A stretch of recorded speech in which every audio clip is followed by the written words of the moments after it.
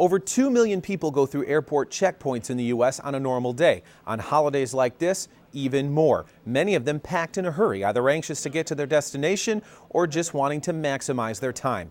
You won't believe what some of these hurried travelers leave in either their carry-on baggage or in their pockets. NBC 25 got a rare inside look at some of these items at Flint's Bishop International Airport, courtesy of TSA. One thing travelers are used to is security, and most of us plan accordingly. For the most part, passengers understand the rules. The vast majority of them show up at the checkpoint. They know the process, they get through quickly, but we do have some interesting items that end up at the checkpoint. You won't believe some of the things people have tried to bring on planes right here at Flint's Bishop Airport. It looks like a kitty cat, right? It's actually a dangerous weapon. Also, baseball bats, screwdrivers, and Grandpa's cane, right? Not so much. Yes, all of this at Bishop International, and all of it just this fall. Things like realistic replica firearms or realistic replica grenades we see often at checkpoints.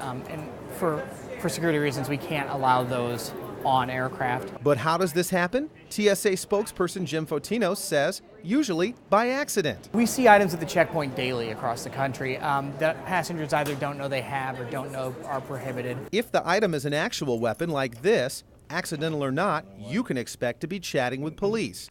But if it is something like this, you can take it to your vehicle or surrender it. If that means missing a flight, airport officials say many people just hand it over, sometimes parting with expensive items or family heirlooms. Advice?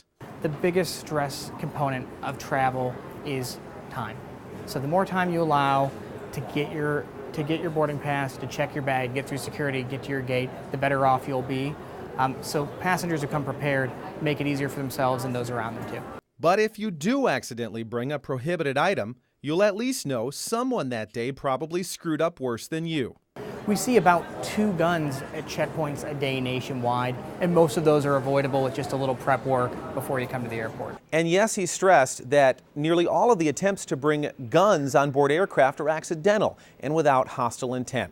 Something that might be helpful for travelers to remember is many of the items we just showed you are actually allowed in checked baggage that's kept in the plane's luggage compartment. But airport officials tell NBC 25 the best idea is to just leave the weapons at home. In the newsroom, Kevin Uselman, NBC 25 News.